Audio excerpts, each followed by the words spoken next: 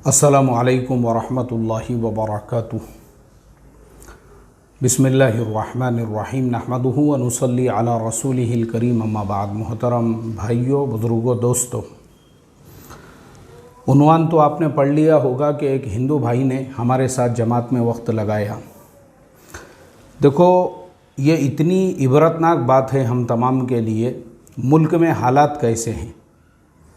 बहुत सारे जहरीले लोग मुसलमानों के ख़िलाफ़ माहौल बनाने में लगे हुए हैं। सारे मीडिया न्यूज़ चैनल्स सुबह से लेकर शाम तक मुसलमानों की बुराइयां, मुसलमानों को पत्थरबाज, पता नहीं मुसलमानों और इस्लाम के ख़िलाफ़ जहर उगलते रहते हैं।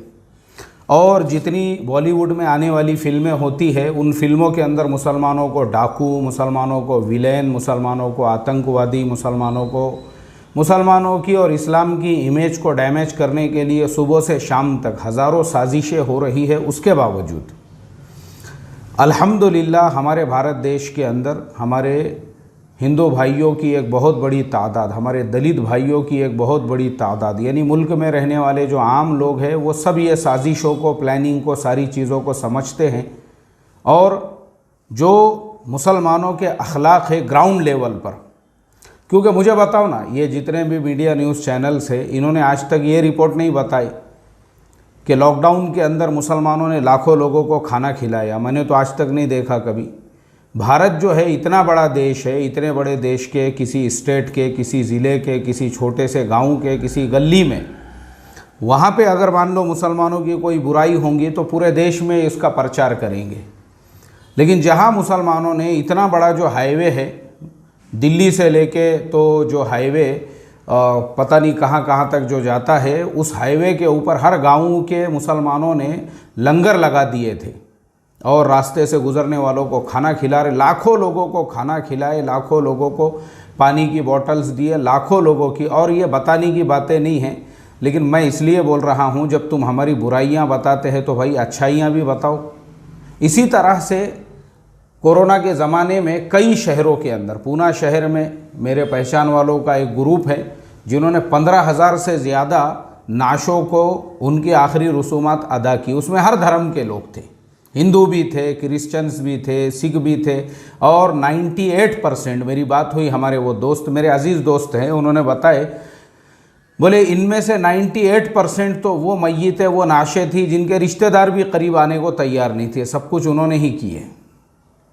और पूना के अलावा भी मैंने और भी शहरों के बारे में पढ़ा हूँ, जैसे सूरत के अंदर, वहाँ पे भी मुसलमानों की एक टीम ऐसी थी जिसने हज़ारों नाशों को आखिरी रसूमात अदा की। इसी तरह से जो है और भी जो शहर है, जैसे दिल्ली के अंदर है, इसी तरह से जो है मध्य प्रदेश के इंदौर वगैरह के अंदर है। इसी तरह से मुल्क के मुख्तलिफ़ शहरों में आपको मिलेंगी मुसलमानों की ऐसी टीमें जिन्होंने हज़ारों नाशों को। तो इसके ऊपर ये टीवी वाले कभी भी डिबेट नहीं देंगे, मगर इसका इफ़ेक्ट कहाँ पे पड़ेगा? इसका असर पड़ेगा आपके गली पर, आपके मोहल्ले पर, आपके बस्ती पर।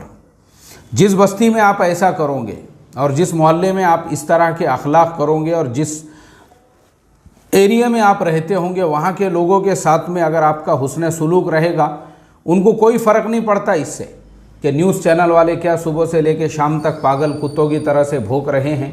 और इसी तरह से जो है फिल्मों के अंदर मुसलमानों को कैसे विलेन बता के दिखाया जा रहा है, क्या कर चल रहा है, उससे उनको कोई फ़र्क नहीं पड़ता है।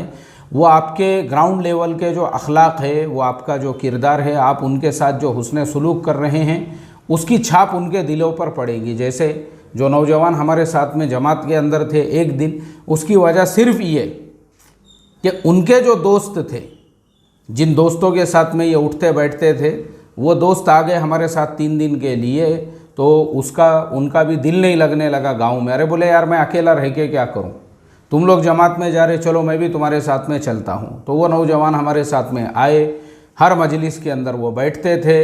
इसी तरह से जो है वो तालीम के अंदर भी बैठते थे माशाअल्लाह। और तमाम चीज़ों में जितने भी इज्तिमाई आमाल वगैरह होते हैं, सब में वो हमारे साथ शरीक रहे।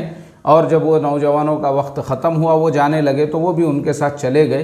तो ये एक वाक़या इबरतनाक इसलिए है कि हम जिन गलियों में, मोहल्लों में, मैं हमेशा हमेशा हमेशा ये बात बोलता हूँ, हमारा हुस्न सुलूक अपने बस्ती के हिंदू भाइयों के साथ, दलित भाइयों के साथ, आदिवासियों के साथ में होना चाहिए।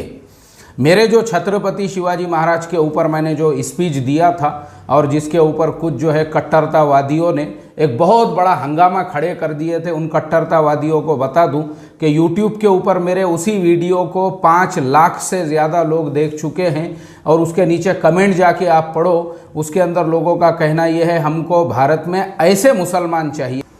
देखो आप उसके नीचे जाकर कि जो मुसलमान हर समाज का रिस्पेक्ट, इज्जत और हर एक के साथ, और मैंने अभी रामनवमी के जुलूसों के टाइम पे भी बताया था कि भाई अगर मुसलमानों ने इन जुलूसों के जहाँ से भी निकल रहे हैं, आप साजिश करने वालों की साजिश को फेल कर सकते हो इस तरीके से कि आप आने वाले जुलूस का वेलकम करो। आपको किसने बोला? लोग मेरे ऊपर फतवे दे रहे हैं, बोले जब इस्लाम के अंदर नबी सल्लल्लाहु अलैहि वसल्लम के ईद मिलाद मनाने की इजाज़त नहीं और इसका बर्थडे और उसका बर्थडे मनाने की इजाज़त नहीं और अपना बर्थडे मनाने की इजाज़त नहीं, तो हम जो है शिव जयंती क्यों मनाएं? अरे तुमको मनाने के लिए नहीं बोल रहा हूँ मैं। शिव जयंती हमारे जो है मराठा भाई मनाते हैं और हमारे जो दूसरे समाज के भाई मनाते हैं, हम उनके खुशी में शरीक हो। शरीक मतलब उनकी रैली निकल रही है, हम भी वहाँ खड़े रह के उनको शरबत पिलाए, उनको चाय पिलाए, उनका हम जो है फूलों का हार पहना के उनका इस्तकबाल करें।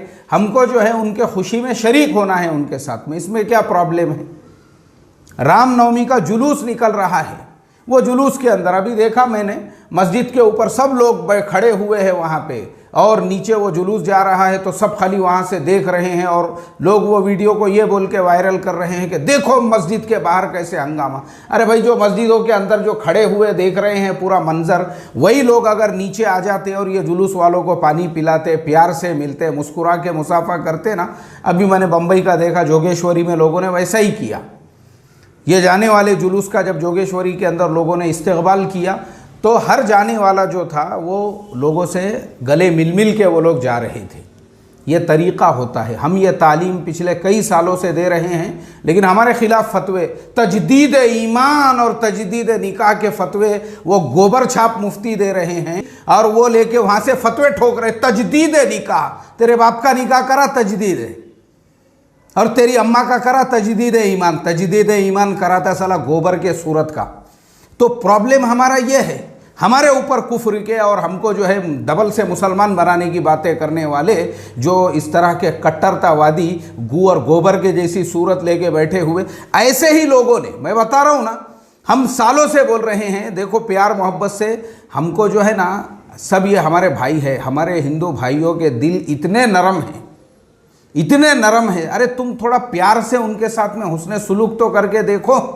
जो हमारे दलित भाई है, मैंने कहा डॉक्टर बाबा साहेब अम्बेडकर, उनकी जयंती के टाइम पे भी हम थोड़ा सा अपने दलित भाइयों को साथ में लेंगे। अपने दलित भाइयों का जो है अगर वो रैली निकाल रहे हैं, हम जो है उनके लीडर को हार पहनाएं, हम जो है उनको मिठाई तकसीम करें, हम उनको पानी पिलाएं, हम उनको, इसमें प्रॉब्लम क्या है? मैं दलित भाइयों के साथ में उठता बैठता हूँ, रहता हूँ, मुझे पता है इतने बेचारे जो है ना, आज भी वो लोग जो है, आज भी जाओ कभी उनकी बस्तियों में गए तुम कभी, आज भी वो लोग। इसीलिए मैं पूरे इसके साथ में, यानी पूरे जो है ना ताकत के साथ में, जो हमारे देश के अंदर जो रिजर्वेशन मिला हुआ है हमारे दलित भाइयों को, मैं उसका सपोर्ट करता हूँ। और इस मसले के ऊपर मेरी हुज्जत हुई है। एक जगह से मुझे जो है काम छोड़ना पड़ा इसी मसले को लेकर, क्योंकि वहाँ पे भी कुछ कट्टरतावादी ऐसे थे जो रिजर्वेशन के ख़िलाफ़ थे और मैं रिजर्वेशन के समर्थन में था। मैंने कहा कि नहीं, जो रिजर्वेशन सिस्टम है वो बिल्कुल होना चाहिए। कभी गए क्या? मैं बोला तुम, आज भी हमारे दलित भाइयों की बस्तियों के अंदर वो किस हाल में ज़िंदगी गुजार रहे हैं मालूम है तुमको? आज भी देखो, मैंने कहा देश की आज़ादी के 75 साल बाद भी आज भी अगर हम बस्तियों में, गाँवों में जाएंगे तो भी हमको उनकी बस्ती अलग मिलती है और उसके अंदर जो है उनको बराबर से फैसिलिटीज़ नहीं, सहूलतें नहीं। आज भी वही गुर्बत का काम। मैं अभी गुजरात के सफ़र पे गया, मैंने वहाँ पे आदिवासी औरतों को देखा, वो हामिला है बेचारी, पेट से है, यानी वो जो प्रेग्नेंट है और वो ईंटें उठा रही है। मेरी आंखों में आंसू आ गए वो मंज़र देख के। मैं बोला, ए अल्लाह, ये भी जो है तेरे बंदे हैं, ये भी तेरी मखलूक है बेचारे। एक हामिला और एक प्रेग्नेंट औरत है, एक जो है बेचारी ईंटें उठा रही है वो। क्या बोलूँ मैं आपको, आज भी जो है ना, आज भी ये समाज के जो लोग हैं हमारे देश के अंदर, आज भी वो गुर्बत की ज़िंदगी गुजार रहे हैं, आज भी वो पिछड़े हुए हैं इतने ज़्यादा। तो हमारा प्रॉब्लम ये है, हम कभी उनके बस्तियों में जाते ही नहीं, हुस्न सुलूक ही नहीं मालूम है हमको। मैं हमेशा बोलता हूँ भाई, ईद मिलन का प्रोग्राम जो है उस टाइम पे आप ईद मिलन के प्रोग्राम पे जो है शीरखुरमा एक बड़ा जो है भगोना लेके जाके वहाँ पे 100-150 लीटर का अगर हमने दलित बस्तियों में ईद मिलन प्रोग्राम किए, और हम जो है हमारे गरीब बस्तियों में जाके, मैं बोलता हूँ ना, बस स्टैंड पे करो, रेलवे स्टेशन, अरे क्या प्रॉब्लम है इसमें लोगों के साथ प्यार मोहब्बत बांटने के अंदर। और वो अगर डॉक्टर बाबा साहेब अम्बेडकर की जयंती निकल रही है, हम उसका इस्तकबाल कर रहे हैं, इसमें क्या मसला है बताओ मुझे। हमको सिर्फ उनका इस्तकबाल करना है, उनकी खुशी में शरीक होना है। यही अखलाक अगर हम पिछले 75 साल से करते आते थे ना, आज मुल्क में इतना जो मुसलमानों के ख़िलाफ़ जहरीला माहौल बनाया गया है वो बनता ही नहीं था। जैसे दूसरे मुल्कों में, थाईलैंड में 5% मुसलमान हैं, लेकिन अल्हम्दुलिल्लाह हर जगह पे आपको नज़र आएंगे वो बड़े बड़े, वहाँ पे 7-Eleven है, आप जाइए काउंटर पे एक मुसलमान लेडीज़ जो है आपको हिजाब वाली वहाँ पे नज़र आएगी। और इसी तरह से आप बैंक के अंदर चले जाइए, और आप वहाँ के किसी ऑफिस में चले जाइए, और इमिग्रेशन ऑफिस में चले जाइए, माशाल्लाह वहाँ पे क्यों है ऐसा? ऐसा इसलिए है क्योंकि वहाँ के लोगों ने, वहाँ के जो दूसरे समाज और दूसरे धर्म के लोग हैं, सब आपस में एक दूसरे का इतना रिस्पेक्ट और इतनी इज्जत के साथ में, तो आज वहाँ पे किसी को किसी से प्रॉब्लम नहीं है। और हमारे यहाँ पे क्यों ऐसे मसले पैदा हो रहे हैं, क्यों हलाल के ख़िलाफ़ आवाज़ें उठाई जा रही, कभी हिजाब के ख़िलाफ़, और कभी जो है गोश्त के ख़िलाफ़, और कभी इसके ख़िलाफ़ उसके ख़िलाफ़। उसका रीज़न सिर्फ ये है कि बाकी के जो समाज है ना, हमने उनको अपने लिए कॉम्पिटिटर समझा है, यानी अपना मद्दे मुकाबिल समझा है। हमने ये समझा ही नहीं है कि अल्लाह के नबी सल्लल्लाहु अलैहि वसल्लम का जो मैसेज है, जो पैगाम है, आपको अल्लाह ने वमा अरसलनाका इल्ला रहमतल लिल आलमीन, पूरे आलमीन के लिए रहमत बनाकर भेजा था, और आप पूरी इंसानियत के नबी थे, और आपने उम्मत बनने का पैगाम दिया हुआ है। हमने इनको उम्मत समझा ही नहीं। अरे वो भी अल्लाह के नबी की उम्मत है, वो भी उम्मत के अंदर दाखिल है, उनके साथ भी अगर हम उसने सुलूक करते तो ये पूरे वाक़ये का सबक सिर्फ इतना है कि जो हमारे साथ में नौजवान थे, जिन्होंने हमारे साथ जमात में वक्त लगाए, उनके दोस्तों का जो हुस्न सुलूक है, इससे पता चलता है कि उनके दोस्तों ने अपने जो हिंदू दोस्त है, और अपने जो दलित दोस्त है, और अपने जो दूसरे समाज के जो दोस्त लोग हैं, उनमें अपना होल्ड इतना, यानी प्यार से, मोहब्बत से, कि वो 3 दिन जमात में चले गए तो उनके बगैर उनके दोस्त रह नहीं सकते हैं। और माशाल्लाह उन्होंने अपने भी दीन, ईमान और नमाज की ऐसी हिफाजत की है कि भाई अपने भी 3 दिन का नागा नहीं होना चाहिए, चाहे हमारा दोस्ती, हमारी फ्रेंडशिप कैसी भी रहे। ये दोनों चीज़ें इबरत है हमारे लिए। तो इसके लिए अब आखिरी में मैं यही कहूँगा, देखो ये सारे मसाइल का हल अभी भी हमारे हाथ से जो है ना, अभी भी जो है कुछ गया नहीं है। अभी भी हम अपने बस्ती के अंदर जो दलित भाई रहते हैं, उनकी बस्तियों में क्या अच्छा हम काम कर सकते हैं वो करें। जो दूसरे समाज के लोग रहते हैं, रामनवमी का जुलूस निकल रहा है, उनका इस्तकबाल करो, उनको जो है शरबत बांटो, पानी के बोतल्स बांटो। शिव जयंती का जुलूस निकल रहा है छत्रपति शिवाजी महाराज के, तो उस वक्त में जो ख़ास तौर पे जहाँ जहाँ पे भी छत्रपति शिवाजी महाराज के पुतले होते हैं, वहाँ पे हमारा एक स्टॉल लगा हुआ होना चाहिए, क्योंकि सुबह से शाम तक लोग आते हैं वहाँ पे हार वगैरह डालने के लिए।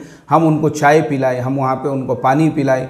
जो रास्ते से उनकी रैली गुज़र रही है, मैं कहता हूँ ये अखलाक अगर मुसलमानों ने इख्तियार किए ना, नफ़रत का माहौल ख़त्म होने को 5 साल भी नहीं लगेंगे, 5 साल भी। कितने भी मुसलमानों के अगेंस्ट पे फिर जो है मीडिया चैनल पे बताने दो, और कितना भी जो है फिल्मों के अंदर मुसलमानों को विलेन और दहशतगर्द और आतंकवादी और टेररिस्ट बताने दो, कुछ फ़र्क नहीं पड़ेगा। अगर ग्राउंड लेवल पे हमारे अखलाक सही है, ग्राउंड लेवल पे हमारे लोगों से मुआमला दुरुस्त है, कुछ नहीं होगा उससे। तो हम ग्राउंड लेवल पे अपने आप को ऐसा बनाएं कि आप जमात में निकल रहे हो तो आपके हिंदू, आपके जो है क्रिश्चियन और आपके जो बुद्ध समाज के दोस्त है, बेचैन हो जाना उन्होंने कि चलो यार मैं भी जमात में आता हूँ बोलकर। तो अल्लाह से यही दुआ करता हूँ, अल्लाह ताला हमको अमल करने वाला बनाए, जो अल्लामा इकबाल रहमतुल्लाह अलैह ने फरमाया, न हो इकबाल ना उम्मीद अपनी किश्त वीरां से, ज़रा नम हो तो ये मिट्टी बड़ी ज़रखेज़ है साक़ी। थोड़ा सा हमको नम होने की और अल्लाह के नबी के सीरत वाले तरीक़े से उम्मत के अंदर काम करने की ज़रूरत है। अल्लाह अमल करने वाला बनाए। अस्सलामु अलैकुम व रहमतुल्लाहि व बरकातुहू।